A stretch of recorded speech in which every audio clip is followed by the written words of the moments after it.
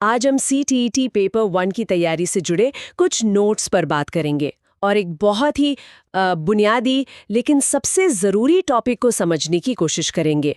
वो है विकास की अवधारणा और इसका अधिगम से संबंध। ये वो नींव है ना, जिस पर एक टीचर की पूरी समझ टिकी होती है। तो आज हम इसे रटेंगे नहीं, बल्कि इसे असल क्लासरूम के हिसाब से समझेंगे। चलिए शुरू करते हैं। जब हम कहते हैं बच्चे का विकास, तो इसका मतलब क्या सिर्फ ये है कि बच्चे का कद बढ़ रहा है या ये कुछ और है? ये सवाल ही सबसे अच्छी शुरुआत है। अक्सर लोग वृद्धि यानी ग्रोथ और विकास यानी डेवलपमेंट को एक ही चीज मान लेते हैं, जबकि इनमें बहुत बड़ा फर्क है। विकास सिर्फ शरीर का बड़ा होना नहीं है, ये असल में आपके काम करने की क्षमता और व्यवहार में आने वाला एक सुधार है, एक गुणात्मक क्वालिटेटिव चेंज। मनोविज्ञान में तो हम इसे गर्भ से कब्र तक, मतलब वूम टू टूम तक चलने वाली प्रक्रिया कहते हैं। गर्भ से कब्र तक? वाह, ये सुनने में तो बहुत गहरा लगता है। मतलब ये कभी रुकता ही नहीं है। तो आप कह रहे हैं कि इसमें शारीरिक बदलाव के अलावा भी बहुत कुछ है? बिल्कुल। इसमें दो तरह के बदलाव आते हैं। एक है मात्रात्मक यानी क्वांटिटेटिव और दूसरा है गुणात्मक यानी क्वालिटेटिव।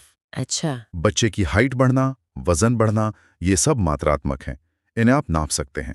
लेकिन बच्चे की भाषा बेहतर होना, उसका तर्क कर पाना, अपनी भावनाओं को समझना, ये सब गुणात्मक बदलाव हैं। इन्हें आप नाप नहीं सकते, सिर्फ महसूस कर सकते हैं। और यही विकास का असली मतलब है। ये तो बहुत दिलचस्प है।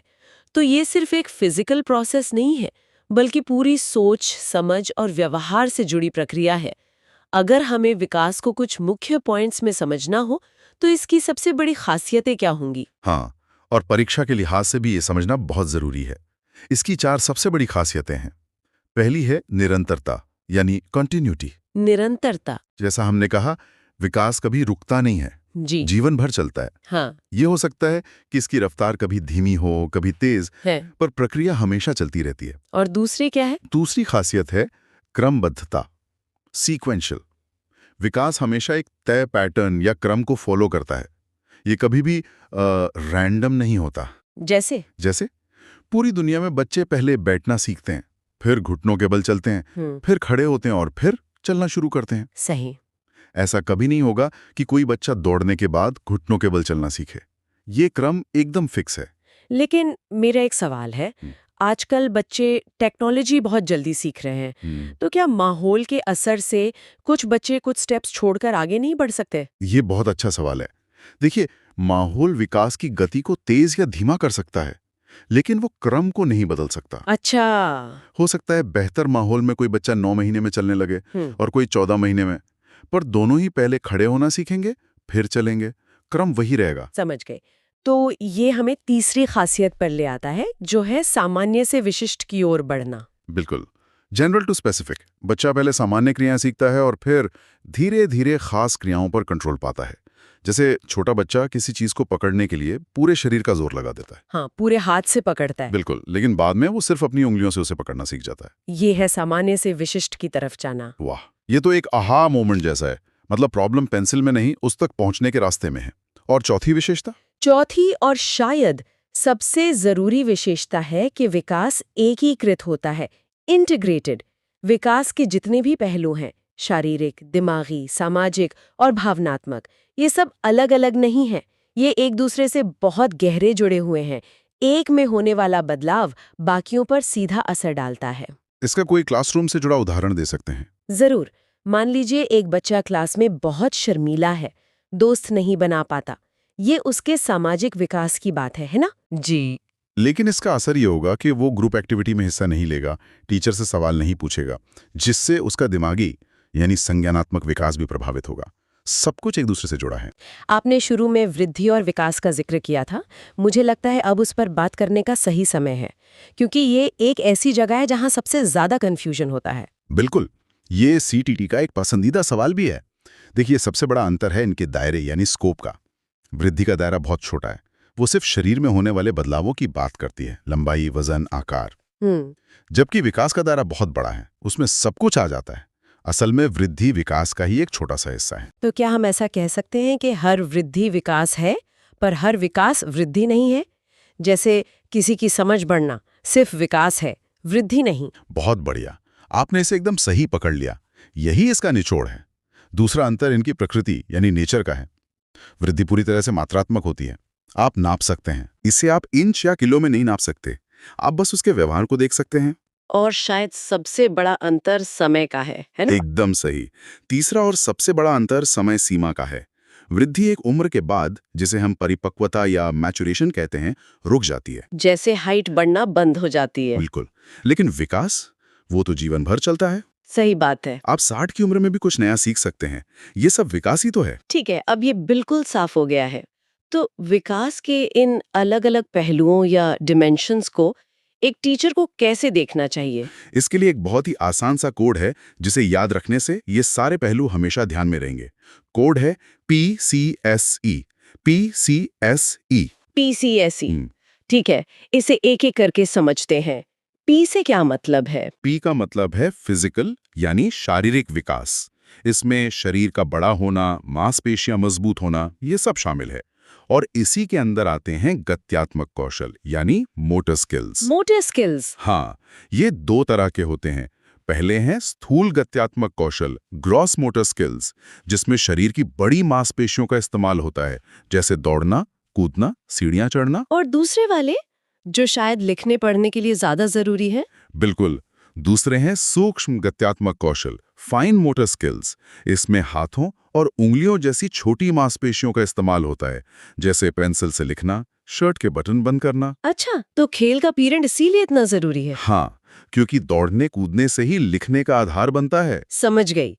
P के बाद C, इसका मतलब कॉग्निटिव होगा। बिल्कुल सही। सी का मतलब है कॉग्निटिव यानी संज्ञानात्मक विकास। ये बच्चे के दिमागी विकास से जुड़ा है। उसकी सोचने की शक्ति, तर्क करने की क्षमता, भाषा का विकास, सब इसी में आता है। और PCSE में बचे S और E। एस है सोशल, सामाजिक विकास।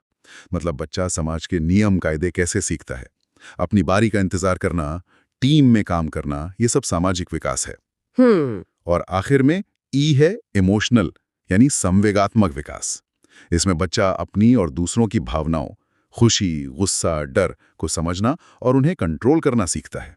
तो ये PCSE मॉडल एक तरह से टीचर के लिए चेकलिस्ट जैसा है। हाँ, और हमेशा ये याद रखना है कि ये चारों एक दूसरे को लगातार प्रभावित करते हैं। और अब उस सवाल पर आते हैं जो इस टॉपिक का दिल है। विकास यानी डेवलपमेंट और अधिगम यानी लर्निंग, इनका आपस में क्या रिश्ता है? ये इस पूरे टॉपिक का सबसे जरूरी हिस्सा है। इन्हें अलग करना नामुमकिन है, ये एक दूसरे में गुंथे हुए हैं। देखिए, अधिगम या सीखना क्या है? ये अनुभव से हमारे व्यवहार में आने वाला बदलाव है। और विकास एक कुदरती उम्र के साथ होने वाली प्रक्रिया है।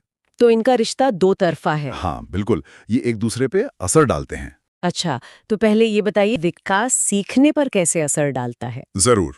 मान लीजिए एक 4 साल का बच्चा है। आप उसे साइकिल चलाना सिखाना चाहते हैं, लेकिन उसके पैरों की मांसपेशियां अभी इतनी मजबूत ही नहीं हैं कि वो पैडल मार सकें। यहां उसका शारीरिक विकास, डेवलपमेंट अभी उस स्तर पर नहीं है। तो वो साइकिल चलाना सीख नहीं पाएगा। जी, यानी सीखने के लिए एक न्यूनतम विकासात्मक स्तर, एक तरह की तैयारी या रेडीनेस का होना बहुत जरूरी है। विकास सीखने के लिए दरवाजे खोलता है। मतलब आप 5 साल के बच्चे को कैलकुलस नहीं सिखा सकते, चाहे आप दुनिया के बेस्ट टीचर ही क्यों ना हो। बिल्कुल। अब इसका उल्टा देखते हैं, सीखना विकास पर कैसे असर डालता है। सीखना विकास की रफ्तार को बढ़ाता है, उसे दिशा देता है। सोचिए, एक बच्चा जो ऐसे घर में पलता है जहां बहुत सारी किताबें हैं, लोग उससे बातें करते हैं, ये सब उसके लिए अधिगम के मौके हैं। सही बात है। ये अनुभव उसके दिमागी और भाषा के विकास को बहुत तेज कर देंगे। तो अच्छा अधिगम विकास को खींचकर आगे ले जाता है। तो इसका मतलब ये हुआ कि कुछ मनोवैज्ञानिक मानते होंगे कि विकास पहले होता है, फिर सीखना, जबकि कुछ कहते होंगे कि सीखना ही विकास को आगे बढ़ाता है। क्या इस पर कोई बड़ी बहस है? बिल्कुल, और यही मनोविज्ञान की सबसे दिलचस्प बहसों में से एक है, जो हमें 2 बड़े नामों तक ले जाती है, जीन पियाजे और लेव वाइगॉट्स्की। हाँ, इनके नाम तो हर टीचिंग एग्जाम में आते हैं। जी, जीन पियाजे का मानना था कि विकास अधिगम को दिशा देता है, डेवलपमेंट लीड्स लर्निंग। उनका कहना था कि बच्चे की सोच उम्र और परिपक्वता के साथ कुदरती तौर पर बदलती है। जब वो किसी स्टेज के लिए दिमागी रूप से तैयार हो जाता है, तभी वो उससे जुड़ी चीजें सीख सकता है। मतलब विकास ड्राइवर है और सीखना पीछे चलने वाली गाड़ी। हाँ, कह सकते हैं। और वाइगोट्स्की का नजरिया इससे एकदम अलग था। वो क्या था? वे मानते थे कि अधिगम विकास को आगे बढ़ाता है। Learning leads development. उनका मानना था कि बच्चा अकेला रहकर विकसित नहीं होता। जब वो समाज में दूसरों से बात करता है, स्कूल जाता है, तो ये सामाजिक बातचीत उसके दिमागी विकास को और तेज करती है। तो एक तरह से पियाजे जैविक परिपक्वता मतलब नेचर पर ज्यादा जोर देते हैं और वाइगोट्स्की सामाजिक माहौल यानी नर्चर पर। आपने बिल्कुल सही सार निकाला है। पियाजे कहते हैं बच्चे के तैयार होने का इंतजार करो। वाइगोट्स्की कहते हैं उसे ऐसा माहौल दो कि वो जल्दी तैयार हो जाए। और एक अच्छे टीचर को शायद इन दोनों के बीच संतुलन बनाना होता है। बिल्कुल। तो आज की इस पूरी बातचीत का निचोड़ यही है। हमने देखा कि विकास एक जीवन भर चलने वाली, एक क्रम में होने वाली और एक दूसरे से जुड़ी हुई प्रक्रिया है। ये सिर्फ वृद्धि नहीं है। विकास गुणात्मक है और हमेशा चलता रहता है। इसके 4 मुख्य आयाम हैं PCSE और सबसे जरूरी बात, इसका सीखने के साथ एक गहरा और दो तरफा रिश्ता है। बिल्कुल। और अंत में श्रोताओं के लिए सोचने के लिए एक सवाल छोड़ जाते हैं। हमने पियाजे और वाइगोट्स्की के अलग-अलग विचारों पर बात की। एक कहता है विकास अधिगम को दिशा देता है, दूसरा कहता है अधिगम विकास को आगे बढ़ाता है। एक भावी शिक्षक के रूप में क्लासरूम में इन दोनों विचारों के बीच संतुलन कैसे बनाया जा सकता है? आप कैसे तय करेंगे कि कब बच्चे को उसकी कुदरती रफ्तार से बढ़ने देना है और कब उसे एक छोटी सी चुनौती या मदद देकर उसके विकास को अगली सीढ़ी पर ले जाना?